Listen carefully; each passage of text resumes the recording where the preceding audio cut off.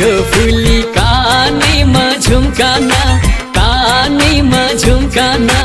यसै तिमलाई का तिमला उम्कना उही मुलाको सिन्की उही मुलाको चाना उही मुलाको चाना जालमा परेका पौली उम्किएर जाना कानैमा झुम्काना कानैमा झुम्काना यसै तिमलाई